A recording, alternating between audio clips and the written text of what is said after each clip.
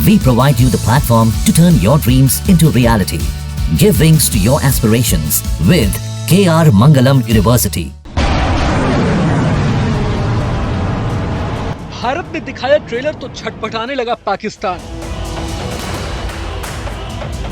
मस्जिदों से हो गया ऐलान, पीओके में लग गई इमरजेंसी। खून बहाने की दी थी धमकी, अब पानी में बहकर मरेंगे पाकिस्तानी। पाकिस्तान के कब्जे वाले कश्मीर में कोहराम मच गया है। मीडिया रिपोर्ट्स के हवाले से दावा किया जा रहा है कि भारत ने बिना बताए ही झेलम में सामान्य से अधिक पानी छोड़ दिया है, जिससे अचानक जल स्तर बढ़ गया है और पीओके के कई इलाकों में बाढ़ आ गई। स्थानीय प्रशासन ने वाटर इमरजेंसी की घोषणा भी कर दी है। मस्जिदों से भी लगातार चेतावनी जारी की जा रही है। पीओके के मुजफ्फराबाद में लोग पानी के डर से छटपटा रहे हैं। झेलम नदी के नजदीक के इलाकों में जाने से लोगों को सख्त मना किया गया है। पाकिस्तानी मीडिया का तो कहना है कि भारत ने बिना बताए ही झेलम नदी में सामान्य से ज्यादा पानी छोड़ दिया है, जिसकी वजह से बाढ़ आ गई है। कंगालों का तो कहना है कि उन्हें इस मामले में कोई पूर्व चेतावनी भी नहीं मिली थी। रिपोर्ट्स के मुताबिक मुजफ्फराबाद के झेलम में हर सेकंड 22,000 घन फीट पानी बह रहा है। इससे गारी, दुपट्टा, मझोई और मुजफ्फराबाद जैसे इलाकों में रहने वाले लोगों में चिंता बढ़ गई है। बताया जा रहा है कि झेलम का पानी उत्तरी कश्मीर के बारामूला जिले से घुसा और पाकिस्तान के कब्जे वाले कश्मीर यानी पीओके के चकोठी इलाके से होकर बह रहा है।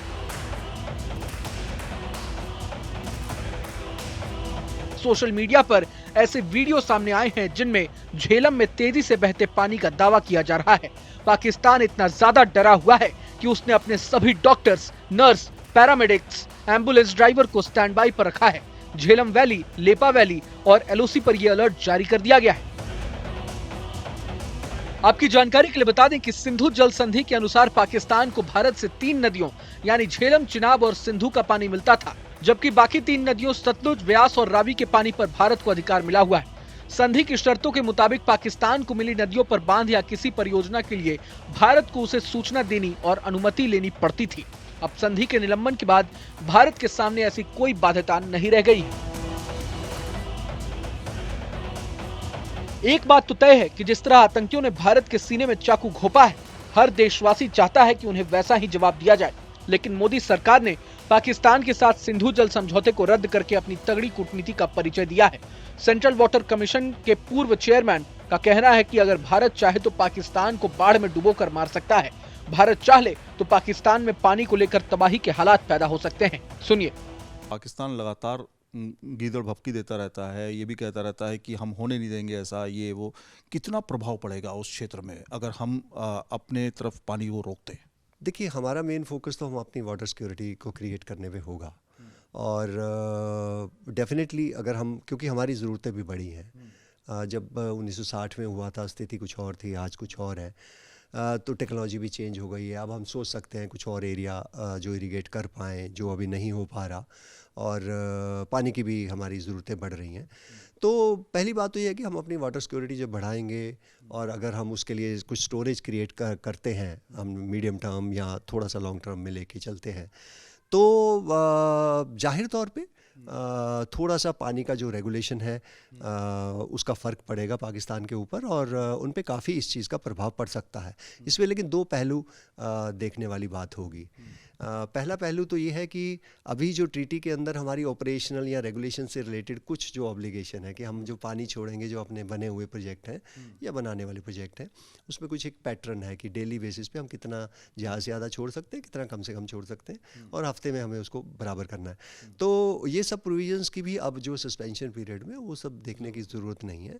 और लॉन्ग टर्म में जब हम अपने स्टोरेज बनाएंगे तो ये पक्का है कि पाकिस्तान के ऊपर इसका काफ़ी प्रभाव पड़ेगा। और इस प्रभाव को वैसे भी अगर हम देखें तो पाकिस्तान इटसेल्फ पानी को जो है मिसमैनेज कर रहा है, तो वो अपने पानी को तो बेहतर कोई प्रबंधन उनका है नहीं, तो उनके उसकी वजह से भी उनको खुद ही जो है परेशानी का सामना कर रहे हैं वो लोग। लेकिन इससे भी उनकी जो है कुछ वहाँ पे पानी में पहुँचने में, रेगुलेशन में, टाइमिंग में कुछ फ़र्क पड़ेगा ज़रूर। तो कुल मिलाकर के पानी को लेकर के अब भारत ने तय कर लिया है कि बूंद बूंद को तरसाना है, क्योंकि पाकिस्तान अपनी हरकतों से बाज नहीं आ रहा है। लगातार वो आतंकियों को सपोर्ट करता रहा है, बॉर्डर पर टेंशन क्रिएट करता रहा है, लगातार वो भारत के अंदर साजिशें रचता रहा है। अब साजिश नहीं, अब सीधे वॉर होगी, वो भी वाटर वॉर, जिसके तहत अब भारत ने निर्णय ले लिया है कि अब तुम्हें पानी नहीं देंगे, तरसा देंगे बूंद बूंद के लिए। आने वाले समय में इसके प्रभाव पाकिस्तान के अंदर साफ तौर पे दिखाई देने लगेंगे। पहलगाम हमले के बाद भारत की तरफ से व्यापार निलंबित करते ही पाकिस्तान को अपने यहाँ दवाओं की भी किल्लत का डर सताने लगा है।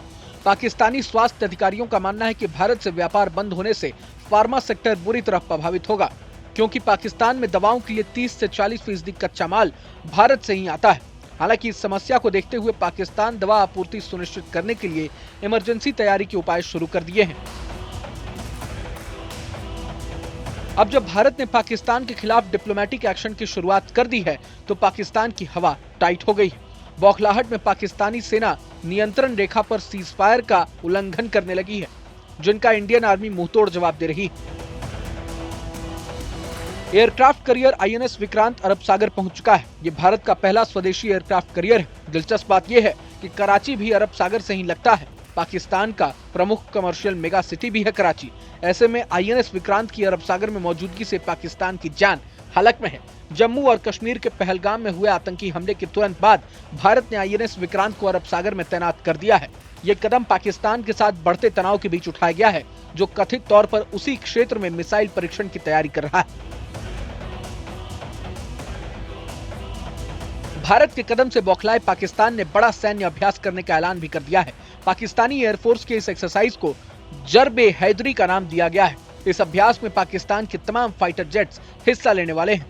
पाकिस्तानी मीडिया में एक और झूठी खबर चल रही है। दावा किया जा रहा है कि लंदन में पाकिस्तान हाई कमीशन पर हमला हुआ है। एक दिन पहले ही सैकड़ों भारतीयों ने हाई कमीशन के बाहर जोरदार प्रदर्शन किया था। पाकिस्तान इससे घबरा गया और दावा कर रहा है कि उसके हाई कमीशन की बिल्डिंग पर केसरिया रंग का पेंट फेंका गया और खिड़कियों के शीशे तोड़ डाले गए। हाई कमीशन की दीवारों और साइन बोर्ड पर भी पेंट पोता गया।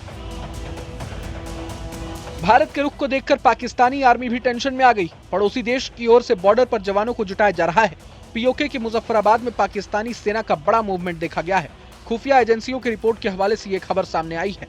लोअर नीलम वैली हाईवे पर सामान्य दिनों के मुकाबले कई गुना तक ट्रकों की मूवमेंट बढ़ गई है।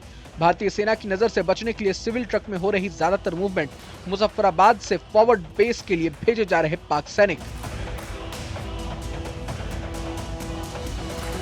अब हर भारतीय के मन में यही सवाल है कि क्या भारत और पाकिस्तान के बीच जंग होकर रहेगी। जाहिर सी बात है कि पहलगाम अटैक के बाद भारत ने कश्मीर से लेकर दिल्ली तक कई कदम उठाए हैं। ऐसे में सैन्य कार्रवाई की भी चर्चा हो रही है। तो क्या भारत इस तरफ भी कदम बढ़ा सकता है? जानकारों का मानना है कि सरकार का ट्रैक रिकॉर्ड देखकर बात सैन्य कार्रवाई तक पहुंच सकती है, लेकिन भारत की कार्रवाई की भाषा देखी जाए तो वो सिंधु जल समझौता निलंबित तो कर रहे हैं, लेकिन ये भी कह रहे हैं कि जब तक पाकिस्तान अपना ट्रैक रिकॉर्ड सही नहीं कर लेता, मतलब भारत की तरफ से ये कहा जा रहा है कि हम एक्शन लेंगे, लेकिन इससे पहले ये देखेंगे कि सामने की तरफ से क्या किया जा रहा है।